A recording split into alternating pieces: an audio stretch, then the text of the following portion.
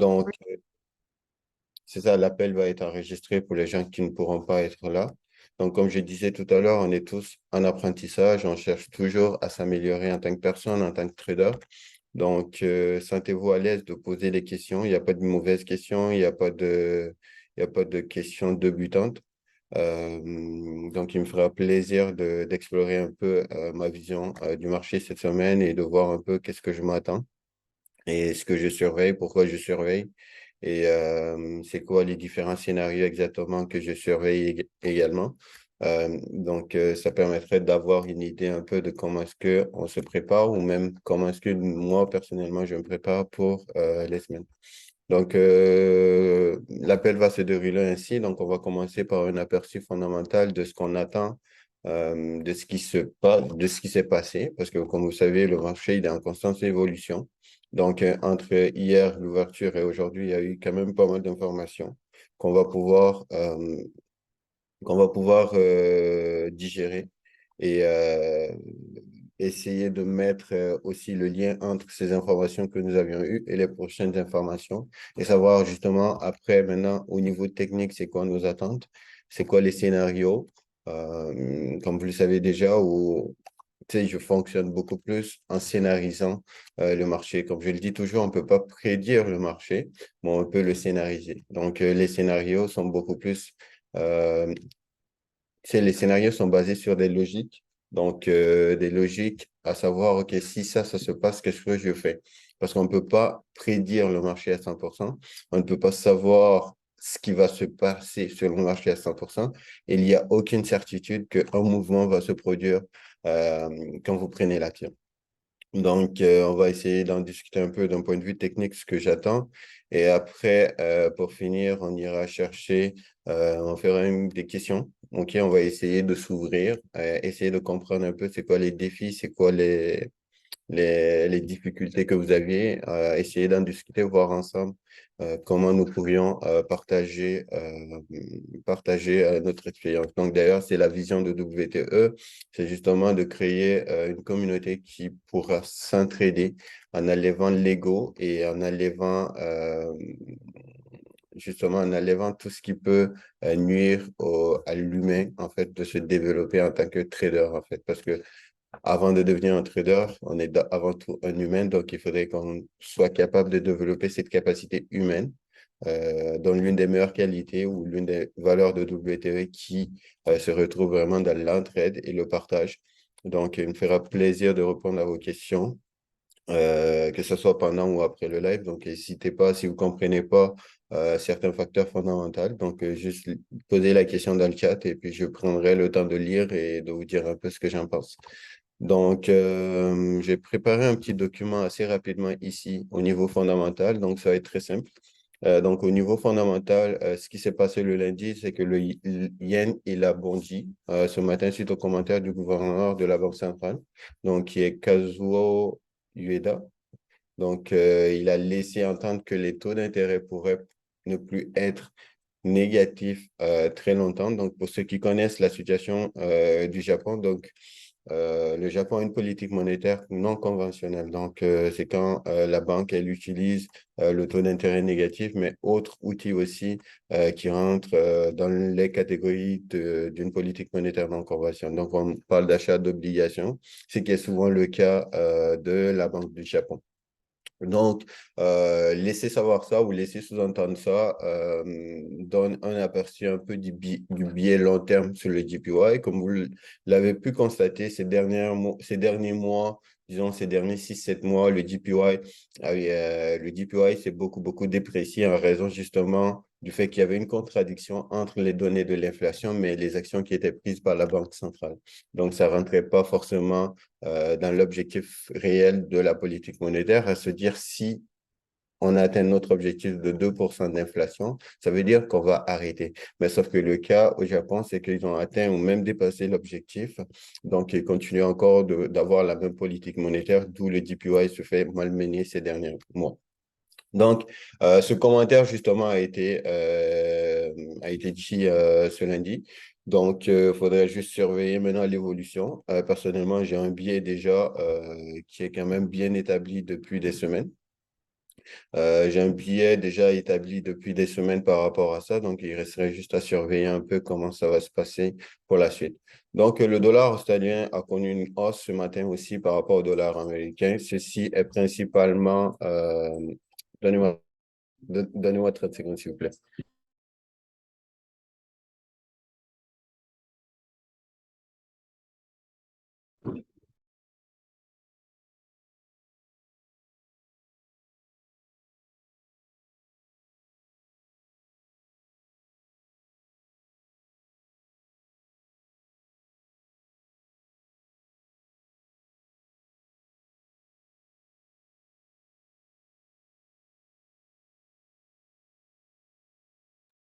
Donc, excusez-moi. Donc, c'est ça ce que je disais tout à l'heure, c'est que le dollar australien s'est apprécié ce matin en raison de l'incertitude au niveau de la Chine pour ce qui est de l'inflation.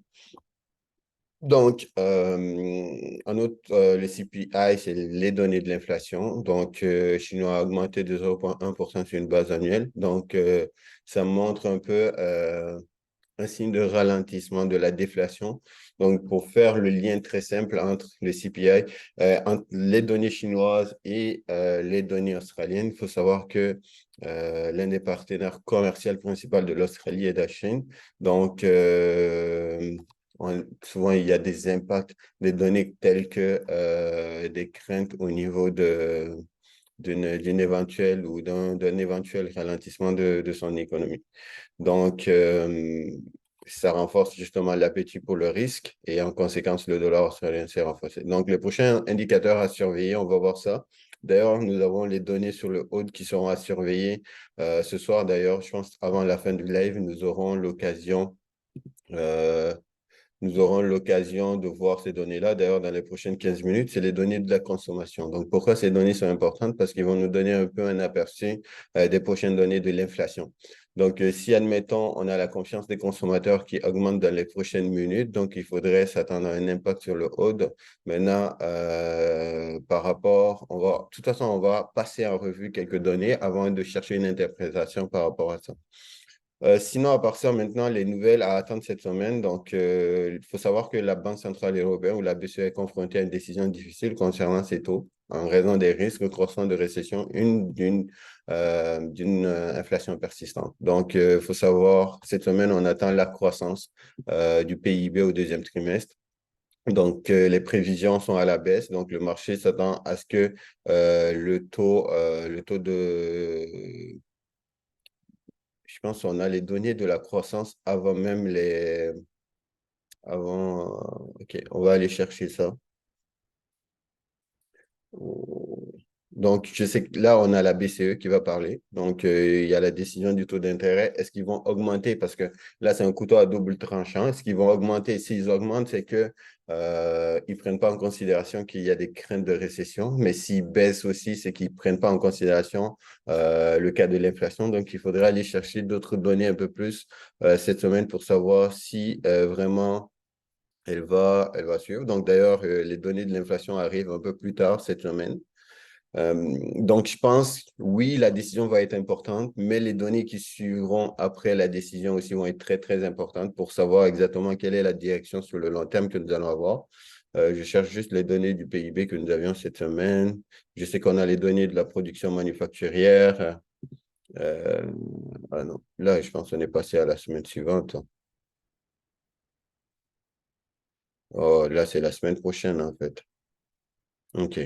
Donc, cette semaine, nous avions la décision du taux d'intérêt. Nous avions les données de la production industrielle, le sentiment économique Z2W. Donc, c'est comme un indice, en fait, qui permet de savoir un peu la santé de l'économie européenne. Donc, en soi, il n'y a pas de données, il y a pas de données sur le PIB. Mais si on revient un peu à ce qu'on disait ici, donc il faut savoir que le fait qu'ils ont revu un peu les anticipations par rapport à la croissance économique du deuxième trimestre, donc à la baisse, ça augmente les craintes de récession. Donc, il y a encore une probabilité de 35% que BCE augmente son taux d'intérêt de 25 points. Comme je vous ai dit tout à l'heure, si elle augmente le taux d'intérêt de 25 points, il faut savoir qu'elle prend en considération l'inflation plus que la récession. Mais qu'est-ce qui peut nous donner le contraire de cette situation-là? C'est d'avoir des données confirmant qu'il bah, il y a une récession qui est en train de se proférer dans un futur proche. Donc, l'interprétation avec l'euro maintenant face à une telle donnée, c'est de savoir que si, admettons, la BCE augmente son taux d'intérêt, il faudrait qu'on s'attende à probablement une dépréciation de l'euro. Donc, encore une fois de plus, il n'y a pas de certitude parce que souvent, quand on attend des nouvelles comme ça, ce qui est important, oui, c'est l'action, mais ce qui est encore plus important, c'est les perspectives que la banque va amener pour justifier l'action qu'ils ont prise. Donc, c'est très, très important de prendre ça en considération. Donc, au niveau des États-Unis, ce qui va être très, très important cette semaine, c'est les données de l'inflation et des ventes au détail. Donc, les ventes au détail vont appuyer les données de l'inflation, vice-versa. L'inflation va appuyer les prochaines données des ventes au détail. Mais il faut savoir que le plus important à quoi on devrait s'attendre, c'est de se dire que OK, bah, les rapports ou le rapport de l'inflation qui va sortir, comment qui va être. Déjà, en ce moment, le marché s'attend à une augmentation de l'inflation. Mais avec tout ce que la Fed a fait dernièrement, c'est jugé comme étant pas assez pour pouvoir contrôler l'inflation, mais en même temps, on a une récession ou une incertitude économique qui est en train de se profiler dans un futur proche. Donc, il faudrait vraiment, vraiment surveiller ça. Pourquoi? Parce que on risque d'avoir des gros mouvements du marché, parce que ça va déterminer tout de suite après les données de cette semaine. Je pense à partir de la semaine prochaine, on a le FOMC. Donc, on a les données justement à savoir est-ce que la Fed va augmenter ou baisser son taux d'intérêt. Donc, ça nous dira un peu la perspective future de ce qu'il faudrait s'attendre par rapport à la Fed.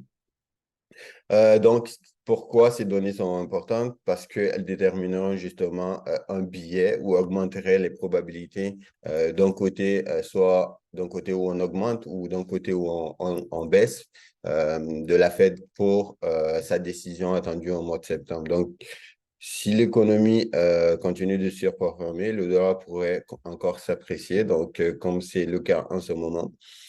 Sinon, à part ça, au niveau du UK, on a la Banque d'Angleterre pourrait ne, pourrait ne relever ses taux que quelques fois de plus.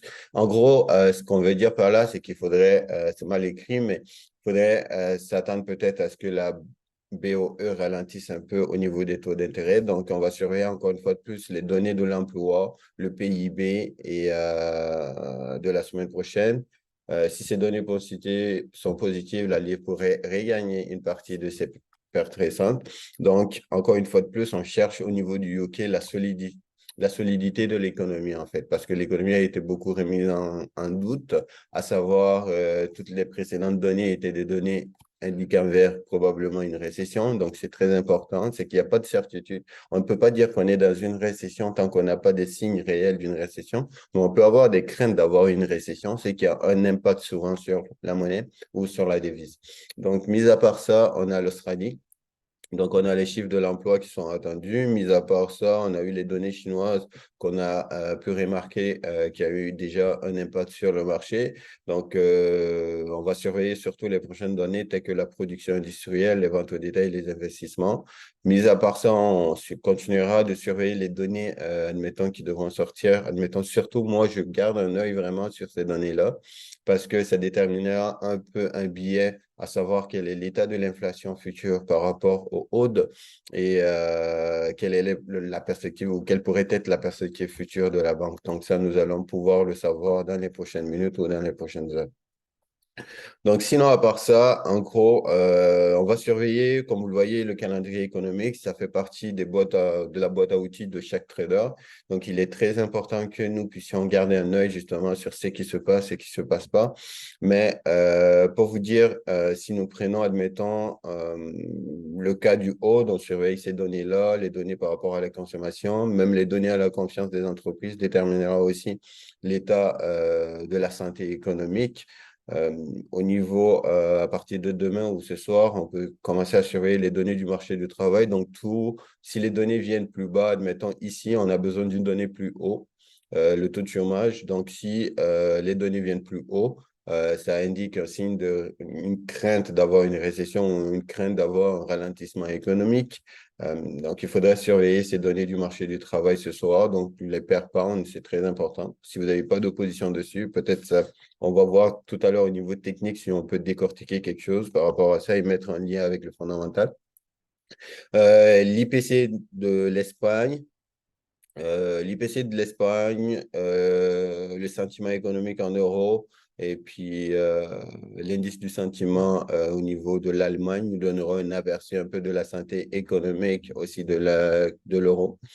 Mis à part ça, mercredi, nous avions la croissance économique du deuxième trimestre, donc c'est très, très, très important que nous surveillons justement la croissance économique trimestrielle, OK, sur 3 mois. Qu'est-ce que ça nous donne? Donc, ça nous donnera une perspective future de l'état de santé justement du pound. Donc, si on a des données qui se détériorent, il faudrait s'attendre à ce que le pound il continue de se casser la gueule.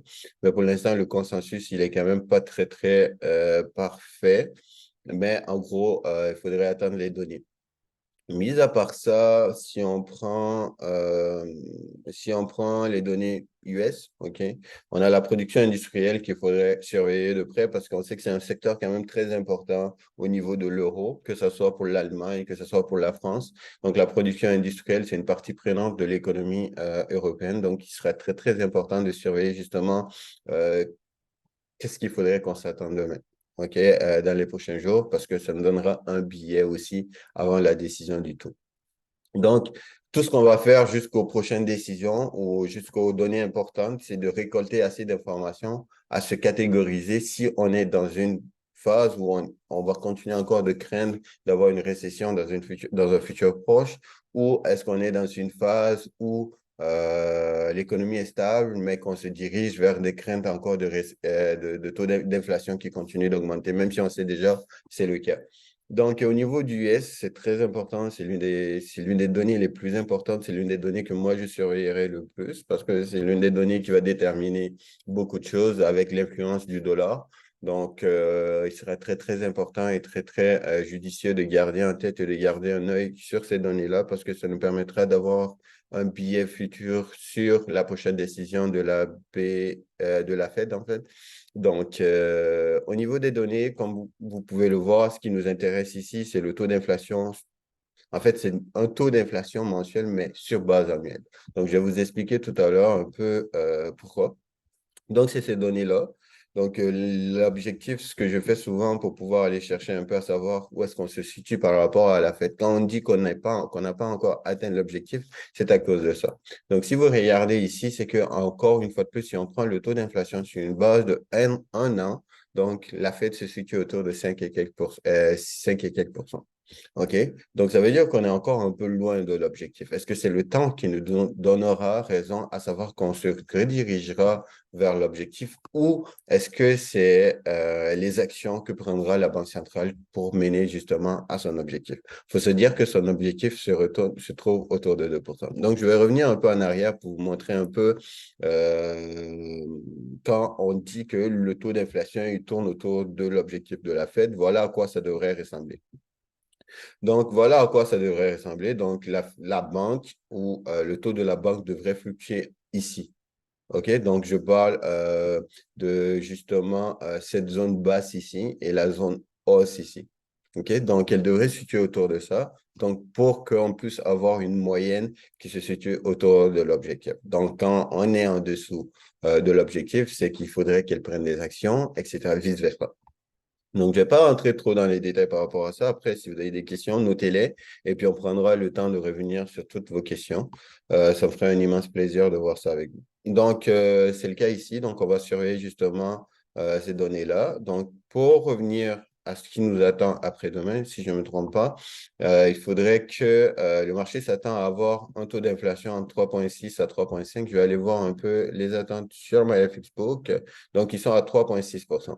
Donc, si on a des données de 3 à 3,6%, ce qui veut dire quoi? Ça veut dire que le taux d'inflation, il a augmenté.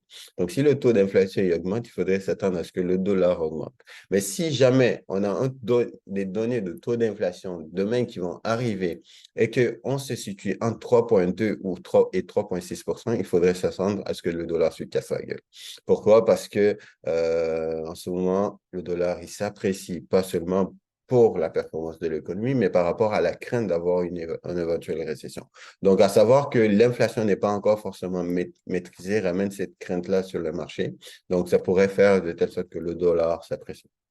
Donc, c'est très simple. Ici, on a des données plus haut que 3,6% aussi. Donc, c'est très important de garder en tête que euh, nous risquons d'avoir un dollar qui s'apprécie aussi. Donc, l'idéal, c'est qu'on se rapproche de l'objectif de la Fed. Pourquoi? Parce que si, admettons, parce que, encore une fois de plus, ce que je viens de dire là dépend vraiment de la perspective qu'on va avoir au niveau de la Fed. Parce que si nous avons plus d'informations dans les prochains jours et que les probabilités se rééquilibrent, à se dire que si la Fed, si, admettons, on a un taux d'inflation qui augmente, donc ça augmente la probabilité à ce que la Fed peut-être agit lors de la prochaine réunion. Mais si on regarde le dernier rapport de politique monétaire, je vais vous montrer ça.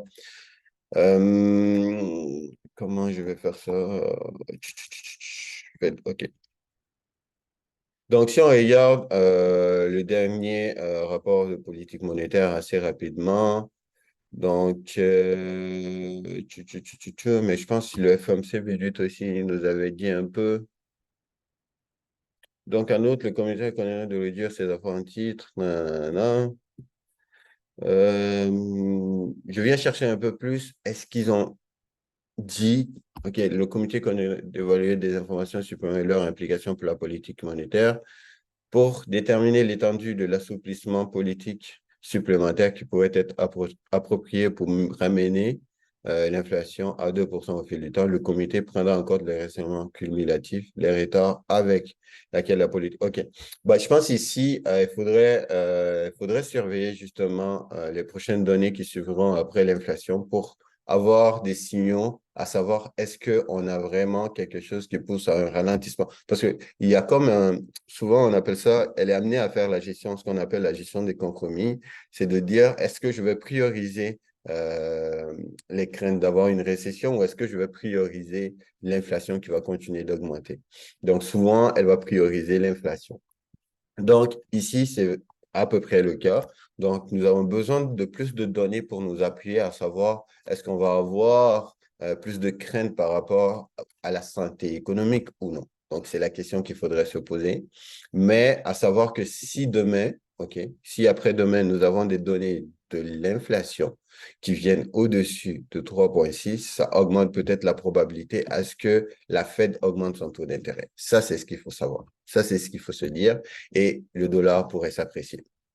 Donc, si jamais nous avons des données en dessous de 3,2%, en dessous de 3,6%, ça augmente la chance que la Fed ne fasse rien lors de son prochain. OK, on a des données ici, on a des données par rapport à la consommation qui sont sorties. On va juste surveiller un peu le hold. Ouais, ouais, c'est ça. On a des mauvaises données. On a des mauvaises données. Donc, il faudrait s'attendre au USD qui descend un peu plus bas. Peut-être avec l'USD, on pourrait aller chercher quelque chose. Mais il n'y a aucune paire haute personnellement qui m'intéresse. Je ne sais pas si vous avez quelque chose d'intéressant, mais il y a un peu plus, il y a un peu de ralentissement par rapport à la situation économique. Donc, ça augmente les craintes. Sinon, à part ça, il faudrait juste voir celui-là. Il n'est pas encore sorti. Il est un peu en retard. Donc, ouais, je sais que Aude, il était un peu à terre, donc il aurait pu être intéressant.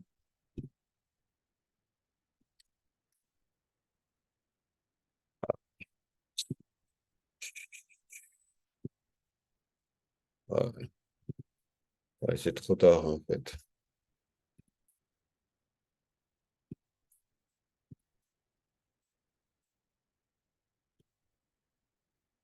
C'est trop tard parce que faut se dire aussi, si on évalue dans le temps, on a les prochaines données qui vont sortir sur l'euro. Donc, ça pourrait, tu sais, on n'a pas assez de marge pour aller chercher quelque chose assez rapidement. Admettons, ce matin, ça aurait été parfait. Je sais que Alex en avait parlé Mais je pense que lui, il était en vente, en fait. Lui, il était en vente. GBP. Oh, oh, OK. Je pense que celui-là, il pourrait être intéressant, en fait. Celui-là il pourrait être intéressant. Donc, pour appuyer la direction, ça serait qu'on puisse avoir des données un peu plus partant dans le sens du pound. Donc, on parle des données qui sont attendues dans les prochains jours. Cette nuit, en fait, cette nuit. Cette nuit, on a les données du marché du travail. Quelques données du marché du travail pour nous donner un peu un aperçu. Donc, le taux de chômage. Donc, un taux de chômage plus haut n'est pas bon. Un taux de chômage plus bas, c'est super, mais le consensus, c'est qu'on s'attend à un taux de chômage plus haut. Donc, si on a un taux de chômage entre 4,2 et 4,3, c'est pas mal. En dessous de 4,2, c'est bon, etc. Donc, c'est ce qu'on cherchera justement comme données par rapport à ça. Donc, ça, c'est l'une des paires que je vais surveiller. Donc, ce que je fais souvent au niveau technique, je viens dessus, je vais revenir tout de suite au niveau du SD d'un point de vue fondamental.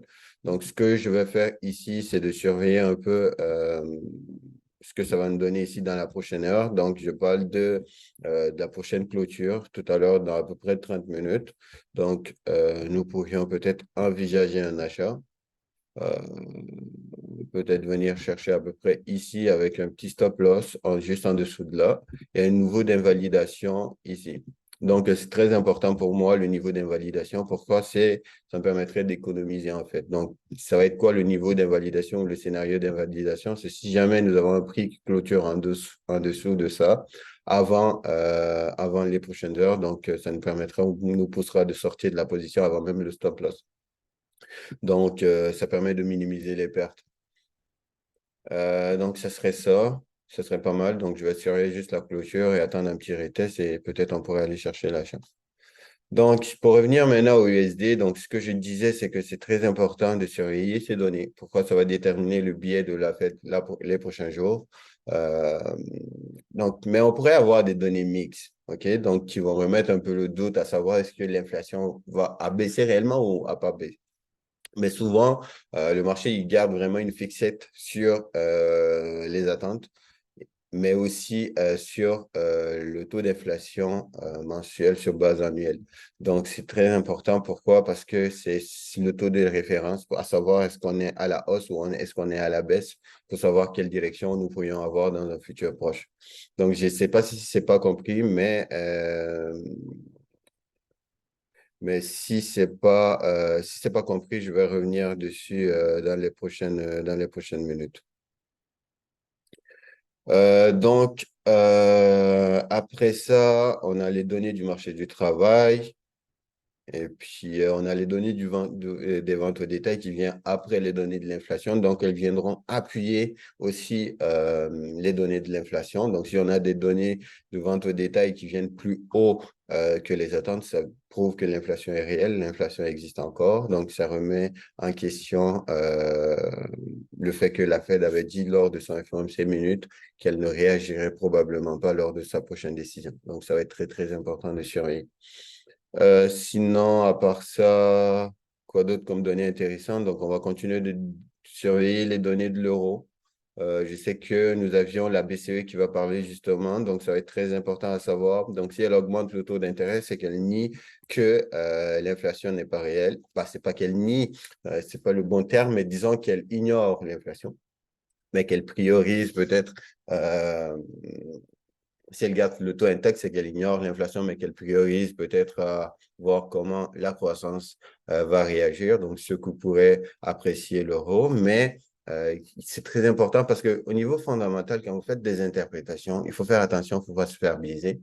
Donc, pour ça, vous avez besoin de mettre toutes les données ou tous les scénarios de votre côté. Donc, ça vous permet d'avoir aussi un peu plus de logique dans vos prises de décision, à savoir que si A plus B égale à C, donc tant que je n'ai pas mon A, donc je ne peux pas confirmer que j'ai mon C encore. Donc souvent, je donne cet exemple-là. Pourquoi? Parce que ça permet de faire comme une espèce de filtre pouvant éviter les biais psychologiques. Donc, dans notre cas ici, ce qui est très important, c'est de savoir est-ce que l'état de santé de l'économie est là ou pas là? Est-ce que l'inflation est là ou pas là? Donc, les actions sont prises en fonction de ces éléments-là. Donc, souvent, je dis le triangle. Donc, quand je parle du triangle, et certaines personnes me comprendront, mais on parle de l'inflation, on parle du taux, on parle de l'inflation, on parle du taux de chômage, mais aussi on parle de la croissance économique. Donc, ça tourne autour de ça. Donc, toutes les décisions qui sont prises dans une économie tournent autour de ça et ça nous permet justement de bien décortiquer, à savoir, donc, ou des données comme ça nous permettront de savoir, OK, c'est quoi la priorité? Donc, dépendamment de la priorité, c'est là que l'action se dirigera. Et si l'action se dirige vers la priorité, c'est positif très souvent. Et si c'est le contraire qui se passe, souvent c'est négatif. Donc, ça, c'est un petit hack pour pouvoir essayer de faire des interprétations non biaisées. Donc, nous avons les données du marché du travail, encore une fois de plus. On le classifie tout de suite. Donc, ça va être très important de savoir est-ce que nos données du marché du travail vont rentrer en compte pour appuyer que c'est réel l'inflation ou est-ce que ça va appuyer que la croissance économique est là, c'est-à-dire on a une économie saine. Parce que quand on parle d'une économie saine, on parle de vraiment des gens qui consomment bien et que l'inflation n'est pas surélevée et que les gens travaillent bien et que on a une croissance économique qui se dirige sur une perspective long terme.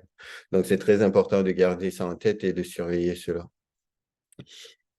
Sinon, à part ça, on a les données d'inflation canadienne. Ça fait quand même une grosse semaine, hein, si je ne me trompe pas, à moins que je suis parti à la semaine prochaine.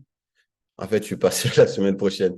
Mais pour vous dire, c'est que cette semaine, elle finira un peu avec le discours de Lagarde qui va appuyer un peu l'action qu'ils ont fait plus tôt dans la semaine, qui est la décision du taux d'intérêt mercredi. Donc, au niveau du fondamental, est-ce que vous avez des questions par rapport à ce qu'on attend? Donc, si vous aviez des questions, vous pouvez les poser. Donc, si vous n'avez pas de questions, on peut passer à la prochaine partie qui est l'analyse technique.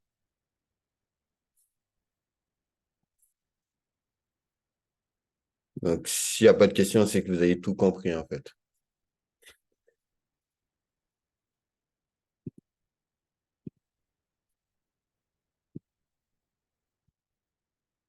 Bon, bah, je suppose que tout est compris.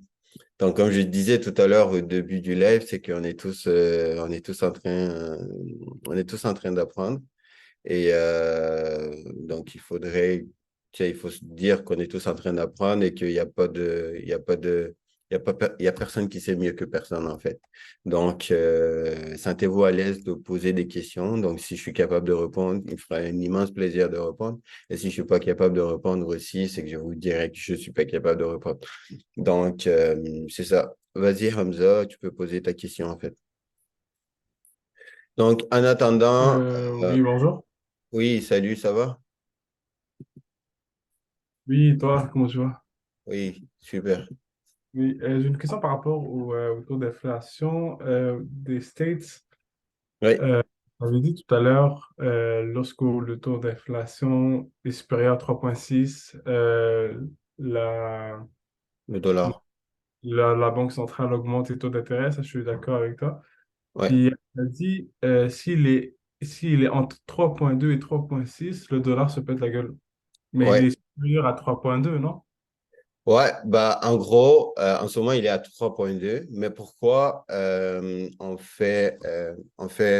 dis qu'il va se péter la gueule, c'est que il n'est pas à 3,6. Donc, ça veut dire qu'il est plus bas que ce que le marché s'attendait. Donc, pourquoi il va se péter la gueule? Pourquoi? Parce qu'en ce moment, le dollar s'apprécie sur une base qu'on a une crainte que l'inflation continue d'augmenter. Donc, il prend son statut de valeur de refuge.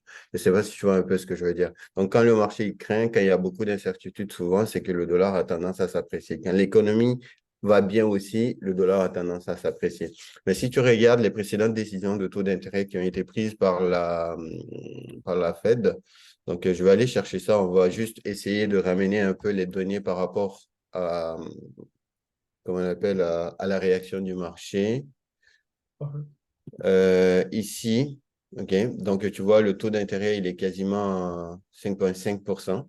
Exact. Donc, si on part chercher, admettons, les dates, on prend, admettons, ici, OK? On prend le 14, je pense 14, sixième mois, OK? Donc, février, mars, avril, mai, juin. OK, juin. Donc, on part chercher le 14 juin. Je vais prendre le DXY comme référence. OK? Donc, 14 juin, je vais aller sur le daily. Ça va être beaucoup plus facile. OK, regarde.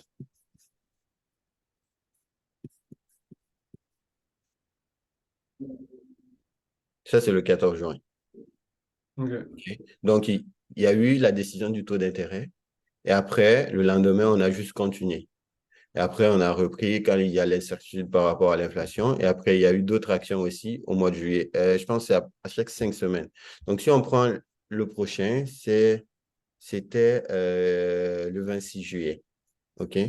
Donc, on va aller chercher le 26 juillet, 26 juillet, 26 juillet, 24 août, 26.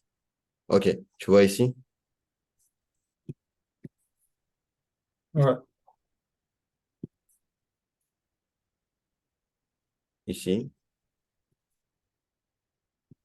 le 14, le 14 juin, c'est quelque part ici. OK? Et puis, on va aller chercher, euh, je pense que ça, c'est le dernier, en fait, ou l'avant-dernier. avant dernier. OK, après, on a le 26. Ouais. Ouais, ça, c'était le dernier, en fait. Ouais, le 26, Le 07. 26 juillet. Donc, le prochain, on va l'avoir ici, les semaines qui vont suivre. Donc, le dollar, quand il s'apprécie souvent, ça ne veut pas forcément dire que, OK, c'est parce que tout va bien.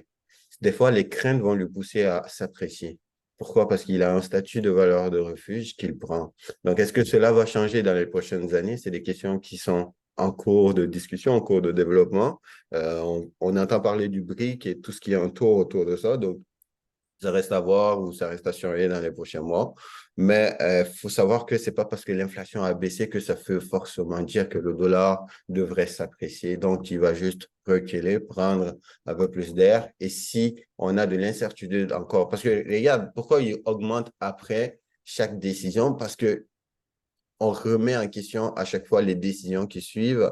Est-ce que l'inflation existe encore? Est-ce que c'est réel? Est-ce que ça va continuer d'augmenter ou que ça va continuer de baisser? Tu vois un peu?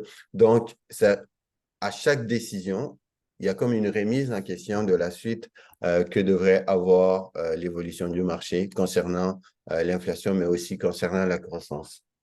OK, mais parce que le truc, c'est que le dollar s'apprécie parce qu'on augmente les taux d'intérêt qui sont à ils sont à 5,5. Mais là, le problème, c'est qu'on a vu le taux d'inflation, le consensus, si je ne me trompe pas, était à 3,2, c'est ça? 3,6, le consensus, il est à 3,6, ce qui veut dire qu'il est un peu plus haut que les attentes, que la précédente donnée. Ouais, Donc, exactement. si on a des données qui viennent en dessous des attentes du marché, donc ça veut dire qu'on a des données qui viennent en dessous de 3,6. Donc là, on s'attendrait à ce que le dollar, il recule. Mais si jamais on a des données qui viennent plus haut que 3,6, ça veut dire que l'inflation est là, donc les craintes vont augmenter. Donc, souvent, si tu regardes, il y a une corrélation inverse entre le dollar et le marché des actions. Donc, pour te donner un peu un contexte, donc, souvent, quand c'est le cas et que le marché a tendance à interpréter la donnée comme étant positif pour le dollar parce qu'il faut faire attention. Souvent, c'est ce que je dis, c'est que c'est pas parce que c'est positif pour le dollar que ça veut dire que c'est positif pour l'économie. Il faut chercher pourquoi c'est positif pour le dollar, ce qui est souvent notre cas ici. Donc, tu vois, si, admettons, on part chercher exactement les mêmes dates avec des devises, avec des instruments comme le US 30 à la même date, tu vas voir qu'ils se sont appréciés. Pourquoi? Parce qu'il y a comme un peu plus de certitude dans l'économie, il y a un peu plus de confiance dans l'économie. Je ne sais pas si tu me suis un peu. OK. Mais parce que moi, je le vois dans le sens où si le taux d'inflation, il descend finalement à 3,4, Ouais. mais en fait, la Banque centrale, là, elle doit encore faire du taf pour le rendre à 2. Fait que moi, je le vois comme si... Ouais, mais sauf que c'est pire, c'est moins pire. En fait, c'est que c'est moins pire que si on était à 3,6 en fait. Parce que si tu remarques la précédente donnée concernant l'inflation, si je vais juste chercher ça pour toi, si tu prends la précédente donnée, c'est que, regarde, le marché l'attendait à 3,3. OK? Ouais, Mais il est arrivé à 3%.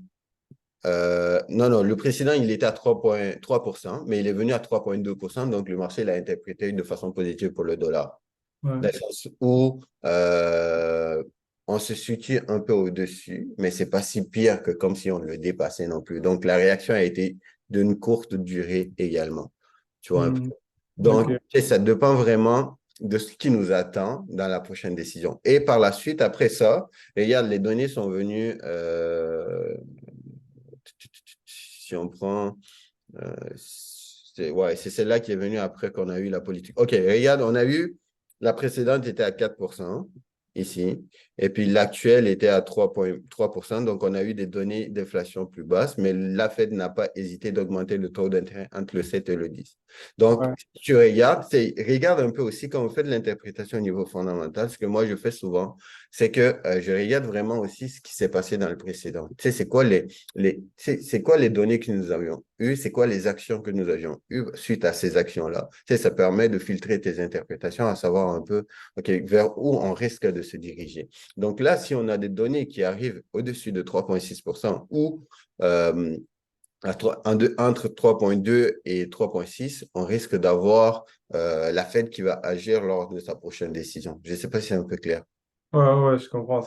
Mais en fait, il faut voir plus long terme, quoi.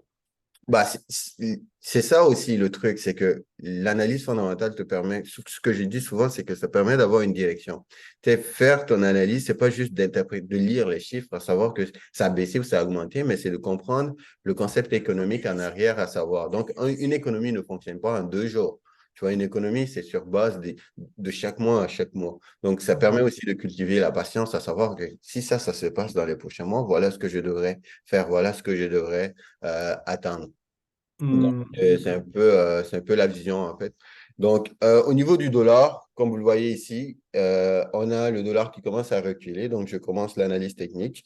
Donc, on a le dollar qui commence à reculer. Donc, il y a des craintes, en tout cas, il y a de l'incertitude. Il faudrait savoir, peut-être, il va corriger, OK, vu la montée qu'il a faite. Donc, qu'est-ce qui va le pousser à corriger? Est-ce que c'est les données que nous allons avoir demain ou est-ce qu'il va juste retourner dans son trou? Donc, c'est très important de savoir que le seuil d'ouverture du dollar, il est à 100. OK? Donc, si on est en dessous de son seuil d'ouverture, c'est qu'on peut considérer comme le dollar est dans le négatif. Ça, c'est une information à titre informatif. Donc, tant qu'on est là-dedans ici, c'est que ça veut dire qu'on est encore haussier sur le dollar. Donc, le truc, c'est que, comme je vous ai dit tout à l'heure, mon interprétation est très simple. Donc, si j'ai des données d'inflation qui arrivent plus haut que 3,6%, je m'attendrai à ce que le dollar il continue son chemin un peu plus vers le haut. Déjà que l'économie, quand même, est pas mal soutenue par le marché du travail, comme le dit souvent par la Fed, mais aussi les données le montrent. Donc, c'est très important à savoir aussi ce qui nous dit la Banque centrale. Est-ce que les données qui viennent après ça suivent ces éléments-là? Est-ce que ça suit? Si ça suit, ça veut dire que c'est bon, mais si ça ne suit pas, il y a une divergence entre les deux, donc on risque de se diriger vers l'inverse en fait du scénario. Donc, c'est ce que je surveille, mais personnellement, pour l'instant, mon biais, il est basé que à ce que on se retrouve entre, ça ne veut pas dire que c'est ça qui va se passer, mais je pense qu'on risque de se retrouver entre 3,2 à 3,6, ce qui va être pas mal. Donc, ça reste à voir ou ça reste à surveiller. Est-ce que le marché va le considérer comme quelque chose qui est encore persistant et que nécessite un peu plus d'action de la Fed? Ça reste à voir, ça reste à anticiper. Donc, ça reste à patienter, en fait. C'est le bon mot, en fait, parce qu'on ne peut pas anticiper forcément qu'est-ce que le marché va produire. Tout ce qu'on fait, c'est qu'on prend les données, on met les scénarios et chaque scénario qui arrive, on active en fonction de ça. Donc, ce qui est de plus en plus logique aussi. Donc, pour les prochains jours ou pour les prochaines heures avant le mardi, je m'attendrai à ce que le dollar il vienne autour de ça. Donc, en attendant, ça veut dire toutes les paires XXUSD sont supposées suivre. Donc, on va regarder ça, les paires qui sont pas mal intéressantes. On a eu des belles ouvertures, en tout cas journalières ou hebdomadaires. Donc, si je regarde le weekly ici, ouais. Il faudrait faire attention parce qu'à tout moment, il peut continuer celui-là. À tout moment, il peut continuer. Donc, surtout si nous avions des données d'inflation qui viennent plus haut et même d'un point de vue technique aussi, l'ouverture, le prix qui se jette vers le bas ici et venir chercher un niveau clé ici. Donc, on va surveiller ce premier niveau. Donc, si jamais on a avant mercredi le prix clôture en dessous de ça, donc c'est déjà pas mal. Ça nous donne déjà des biais, des signaux. Donc, on pourrait aller chercher un peu plus bas, dépendamment des données. Mais si on a des données d'inflation, admettons, à 2,6% ou à 2% ou 2,9%, on rentre dans les deux, il faudrait s'attendre à ce que le dollar se pète la gueule. C'est très simple, c'est mon scénario principal. Donc, il reste à voir. Donc, pour l'instant, c'est quoi que j'ai comme position par rapport à ça? La semaine passée, avant la réunion de la BOC, on avait pris une position. Donc, je pense on avait pris une position dans la zone ici. On a supporté, en tout cas, personnellement, j'ai supporté le drawdown. Euh, je pense que je suis à peu près à 80-90 pips de profit par rapport à ce trade-là. Ouais. Voilà, 36 611 et c'est ça, le stop loss en ce moment, il est break-even. Et on va surveiller un peu ce qu'il va faire dans les prochaines heures. Ça reste mon biais, donc je surveille d'un point de vue technique aller chercher. Donc, est-ce qu'on pourrait aller chercher une autre position? Ça reste à voir, hein, ça reste à voir. Mais je pense qu'avec la clôture que nous avions eue ici, peut-être on pourrait venir gratter autour de ce niveau-là ici pour une vente. Donc, si jamais on a un prix qui se dirige dans la zone, on pourrait éventuellement aller chercher quelque chose, mais c'est si on vient, plus on descend, plus on se rapproche de cette zone. Peut-être on pourrait avoir quelque chose dans la zone ici, en fait. OK? Donc, encore une fois de plus, mettez en tête le scénario sur le dollar. Donc, sinon, à part ça, l'une des paires que je trouve toujours intéressante, que je trade énormément, c'est le gold. Donc, pour le gold, pour l'instant, j'ai un scénario vendeur sur base des consensus des données, à se dire que les données d'inflation vont venir plus haut que les attentes du marché. Donc, si on a des données d'inflation plus hautes que les attentes, il faudrait s'attendre à ce que le gold il continue de fondre. Donc, peut-être en 1900, on pourrait éventuellement commencer à remettre en question justement les données, à savoir maintenant l'action et anticiper la prochaine ou le prochain scénario en fonction de la décision de la Fed. Donc, si la Fed, les probabilités à ce que la Fed augmente son taux d'intérêt augmentent, il faudrait s'attendre à ce que le dollar remonte, comme on appelle le gold, il rebondit dans la zone. Si c'est le contraire, il faudrait peut-être s'attendre à ce qu'il continue de plonger et aller chercher encore plus bas. Donc, c'est très simple. Sinon, à part ça, GBP USD, c'était pas mal. Personnellement, je surveillais ce scénario. Donc, encore une fois de plus, ça dépendra des données. J'aimerais ça que les données de demain me donnent une poussée pour qu'on puisse prendre avec les données de l'inflation. Donc, dis pas que j'ai traite seulement avec le fondamental. Si jamais j'ai des beaux scénarios, je pourrais venir chercher un achat très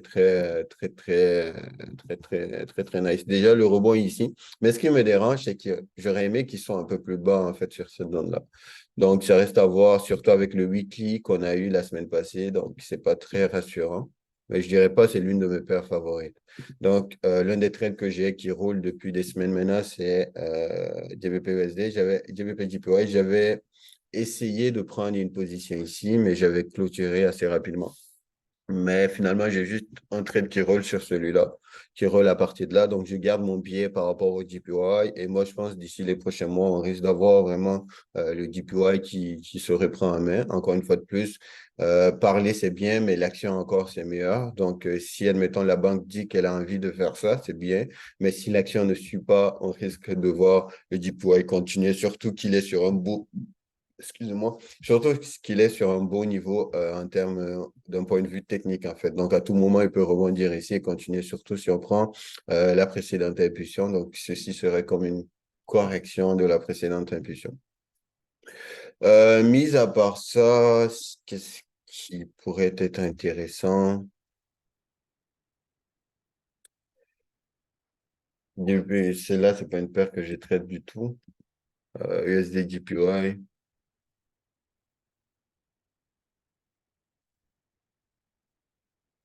Donc, le gold, on avait une vente ce matin. Donc, Alex l'avait pris pendant le live. Donc, personnellement, je trouvais intéressant aussi, d'un point de vue technique, mais également d'un point de vue fondamental. Mais ça reste à savoir est-ce qu'il va rebondir. La zone sensible, à savoir si on a un premier rebond, serait de voir qu'est-ce qu'il va faire autour de 20, surtout la clôture journalière que nous avions eue ici. Parce que à travers cette clôture, c'est comme si elle invalidait ce signal, en fait, cette bougie-là. Donc, ça donne une zone de retest et une zone d'invalidation.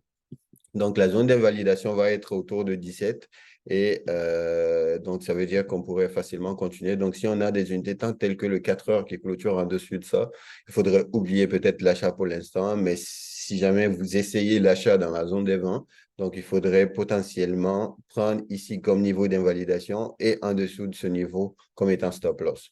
Donc, ça va être quelque chose qui ressemble à ceci, ce qui était mon scénario de base même avant de commencer la semaine.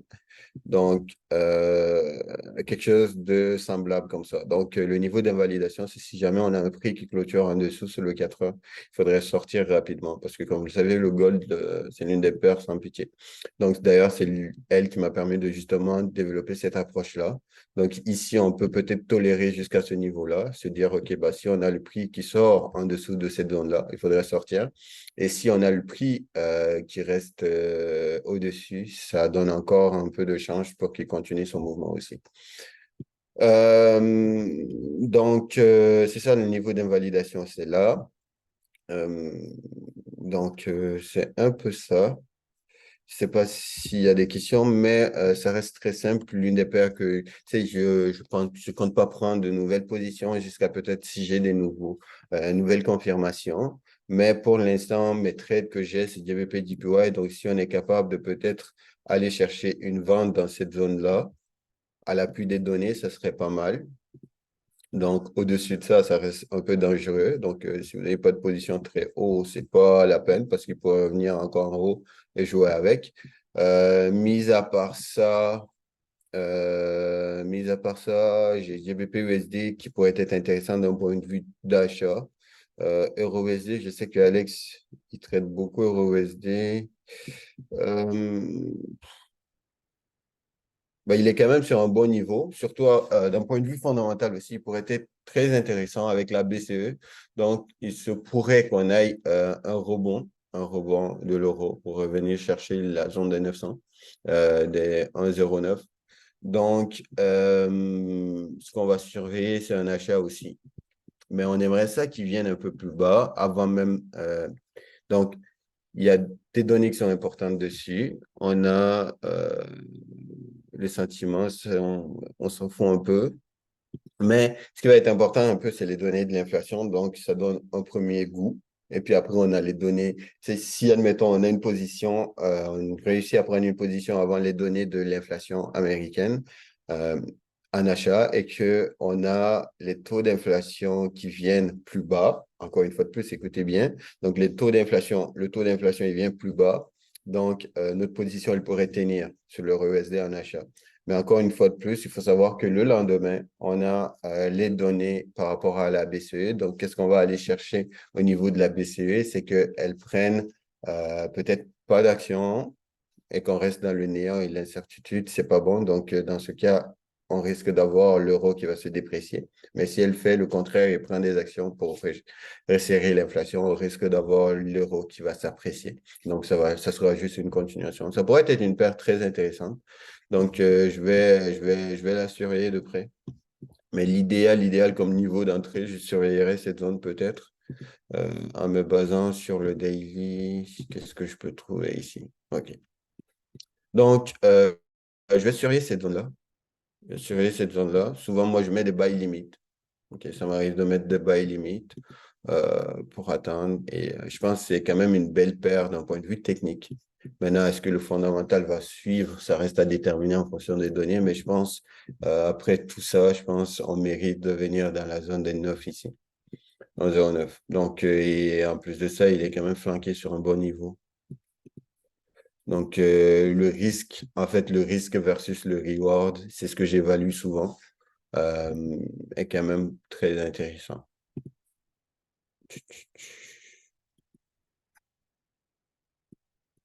On pourrait aller chercher un petit 200 pips par rapport à quoi? 50 pips. Donc, ça me donne 3,4, 3,9. Et si on prend le niveau d'invalidation, ça c'est l'entrée, mais le niveau d'invalidation, il pourrait être où? OK, une clôture peut-être du prix en dessous de ça. pourrait nous servir de niveau d'invalidation. Donc, si on a un prix dans cette zone-là ici, ou même ici, on n'a pas besoin d'attendre forcément qu'il vienne chercher notre stop loss. On peut clôturer et attendre, voir s'il va dessiner quelque chose de nouveau pour nous permettre de rentrer en achat à nouveau. Euh, donc, je vais envoyer ça dans la communauté et puis surveiller ça.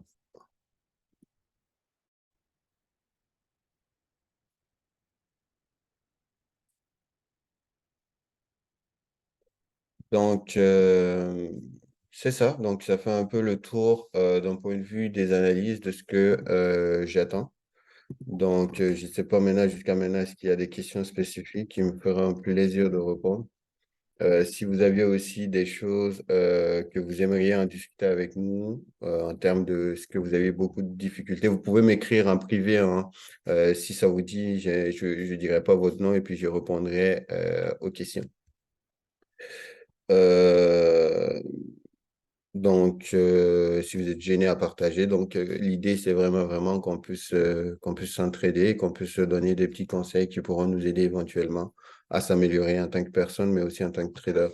Donc, quelles sont tes confirmations techniques pour entrer dans les trades? Je vois souvent des entrées presque sniper. Il faut savoir que au niveau des entrées sniper, je fais pas très attention. C'est mon approche aussi de prendre des positions qui fait que souvent j'ai des entrées sniper comme d'autres vont l'appeler. Mais moi, personnellement, ce qui est intéressant pour moi, ce qui me donne souvent, ou ce que je pense qui me donne souvent des meilleures entrées, un, c'est la patience, c'est d'attendre vraiment des niveaux. Tels que, admettons, ici, tu vas voir que le prix va arriver. La probabilité qu'il rebondisse ici est quand même très élevée. Pourquoi? Parce qu'on a eu une confirmation de cette zone-là. Donc, c'est un peu poussé au niveau technique. Mais sinon, à part ça, c'est le fait que je subdivise aussi les entrées. Donc, admettons, si je prends un trade, je ne vais pas prendre, admettons, si je sais que je vais risquer 1%, je ne vais pas prendre 1% tout de suite en rentrant dans le premier trade. Donc, je pourrais subdiviser en 5, 6 fois le même trade et garder les mêmes niveaux d'invalidation. Donc, ça permet d'optimiser l'entrée, de permettre aussi d'être rentable. Donc, dépendamment, admettons, si je suis sûr, je vais rentrer, admettons, il n'y a pas de certitude, bien sûr, mais si, admettons, j'ai plus de confirmation de mon côté, je vais rentrer, admettons, une grande position un peu plus haute. Mais si, admettons, je suis un peu indécis, c'est une façon aussi de gérer la psychologie. Donc, si je suis un peu indécis, ce que je fais, c'est que je vais rentrer d'abord la plus petite taille des positions de mon risque que je veux. Admettons, je veux risquer 1%. Donc, je vais rentrer 0,25%. Et après, je mets le stop loss. Donc, si, admettons, il vient chercher ce niveau-là et que je vois que Québec qui part un peu contre moi et que j'ai encore une nouvelle zone vers le bas, donc là, je vais rajouter. Mais si je vois que Québec c'est invalidé, je sors assez rapidement. Donc, souvent maintenant, quand je rentre, admettons, pour te donner un exemple, sur GBP DPY, je vais rentrer quand même euh, deux entrées. Admettons, je pense que mes entrées sont dans cette zone-là, sur base du 30 minutes, si je ne me trompe pas. C'était la confirmation en fait que j'avais eue. Donc ici, tu vois, j'avais quand même assez de confirmation. Ok, j'avais assez de confirmation. Donc dès que le prix il est revenu, il cassure ici, retest, il y avait aussi donc, un point de vue fondamental aussi. Tu sais, il y a eu une nouvelle qui est sortie, si je ne me trompe pas. Donc il y a une nouvelle qui est sortie, donc ça a appuyé aussi la suite. Mais je pense que j'avais eu aussi des données du UK dans cet temps-là qui ont appuyé aussi la décision. Donc, je suis juste rentré, j'avais deux positions. Et après, j'ai encaissé une partie quelque part ici. Et après, j'ai encore l'autre qui roule. Donc, tout dépend vraiment. Mais l'une des meilleures façons pour moi, c'est de subdiviser le trade et d'attendre à ce que le marché... euh, parce qu'on ne peut pas toujours avoir les meilleures, comme on appelle, les meilleures actions. Parce que nos actions, la plupart, sont guidées sur nos émotions. Et nos émotions nous permettent justement de passer à l'action. Donc, c'est ça, donc c'est de faire comme une sorte d'équilibre qui permet de passer à l'action, mais de façon rationnelle et beaucoup plus logique. Euh, Sinon, à part ça, pourquoi tu penses que le CPI va dépasser le consensus? Non, j'ai pas dit ça, que le CPI va dépasser le consensus. Ce que j'ai dit ici, c'est que j'ai établi des scénarios, que si ça dépasse, voilà ce qu'on va surveiller. Et si ça dépasse pas, voilà ce qu'on va surveiller. C'est les scénarios que j'ai faits. Mais mon biais est que on puisse avoir peut-être un CPI qui vient plus bas. Donc, si le CPI il vient, tu sais, c'est un billet. C'est en fonction de précédentes données que nous avions eues, mais ça reste pas des faits. Donc, un billet et des faits, c'est deux choses différentes. Donc, ce qui nous dira exactement ce qui va se passer pour la suite va être vraiment les prochaines données. Donc, c'est ça. Sinon, à part ça, au niveau du goal, je vois un retournement. Retournement, c'est beaucoup trop dit là, mais personnellement, je continue de surveiller. Tu sais, moi, je vois beaucoup plus une hésitation. Donc, je vais commencer à dessiner des scénarios qui invalideraient justement ma vente. Donc, admettons si le prix clôture au-dessus de ça. Donc, je ferai très attention à ma vente et probablement j'anticiperai un achat. Mais pour l'instant, je vais surveiller la suite du mouvement, voir un peu où est-ce que nous nous dirigeons dans les prochaines heures et savoir un peu est-ce qu'on va avoir la direction espérée en fait. Donc, c'est ça. Donc, c'est ça. Donc, si vous aviez encore une fois de plus, je reviens là-dessus une dernière fois. Si vous avez des sujets que vous aimeriez discuter ou vous aimeriez que j'aborde, ou que je partage et qu'on puisse avoir une discussion dessus, écrivez-moi en privé. Et personnellement, ici, tout de suite, dans le chat, écrivez-moi en privé et puis on en discutera, voir si on pourrait avoir quelque chose qu'on pourrait dire dessus. Donc, le pétrole, c'est pas quelque chose Le pétrole, c'est pas quelque chose que je traite souvent. Mais je peux jeter un coup d'œil dessus. Je sais que je surveille de temps en temps pour savoir un peu euh, l'évolution comment on appelle, l'évolution comment on appelle ça, du CAD. Donc,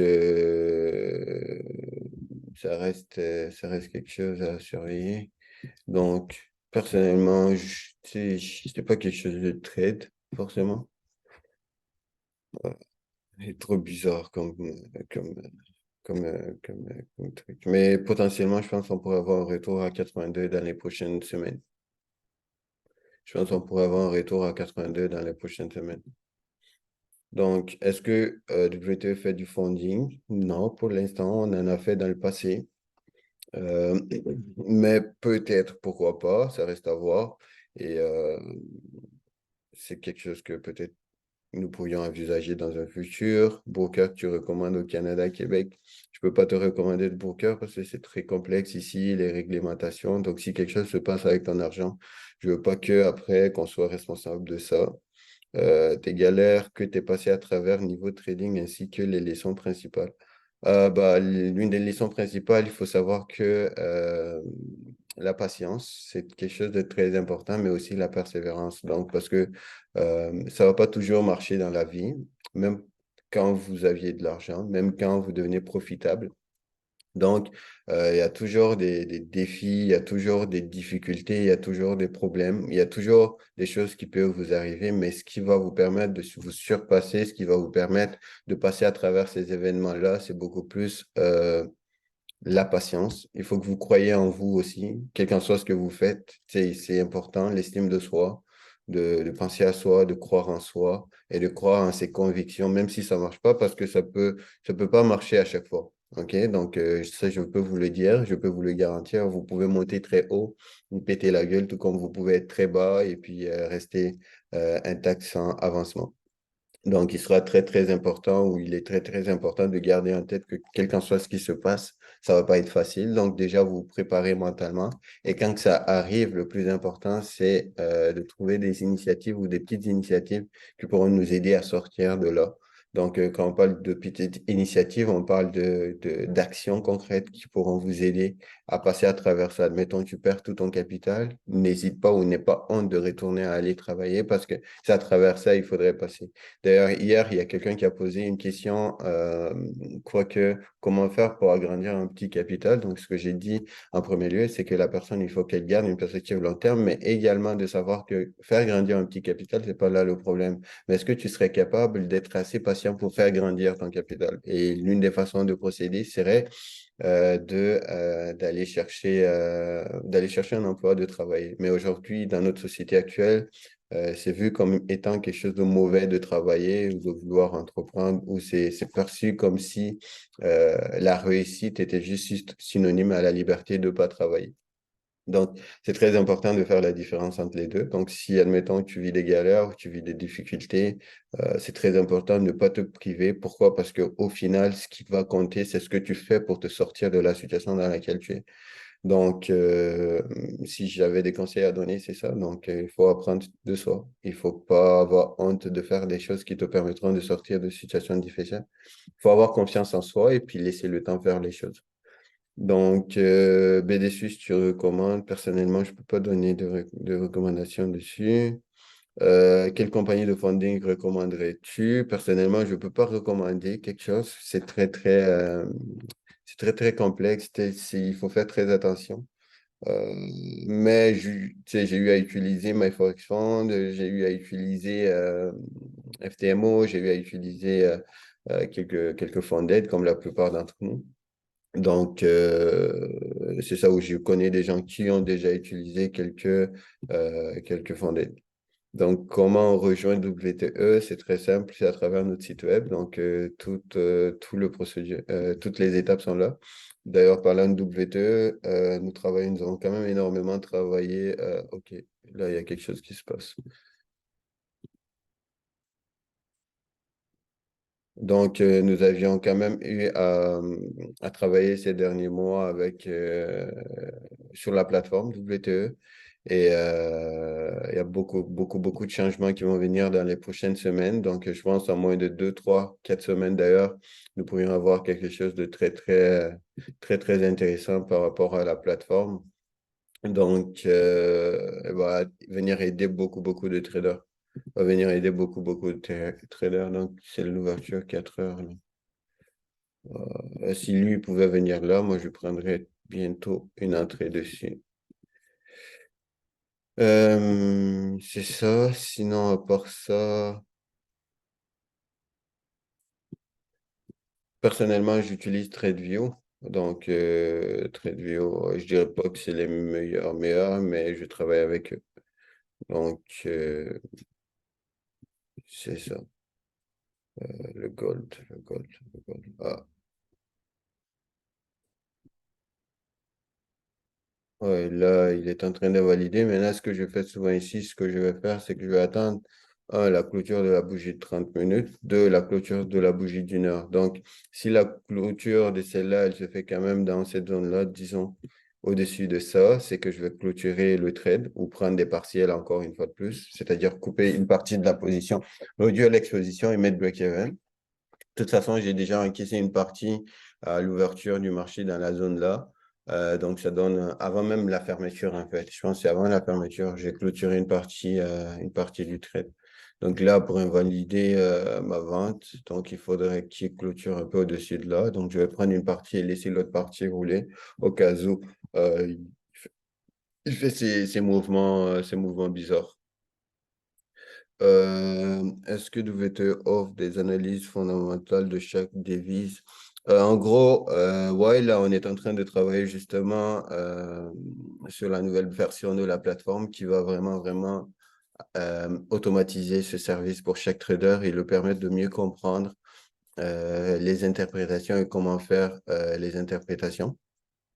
Donc, je ne peux pas trop vous en dire, mais oui, en ce moment, on fait des analyses fondamentales à chaque jour parce que ça fait partie de nous. Donc, tout ce qu'on fait, c'est qu'on documente sur la plateforme, même si en ce moment, nos services ne sont pas optimums, mais à l'arrivée de la prochaine version, je pense qu'il y aura beaucoup de changements qui se feront et il y a beaucoup d'outils aussi qui sont à votre disposition pour permettre aux traders d'être beaucoup plus disciplinés. Est-ce que vous proposez des formations? Ouais.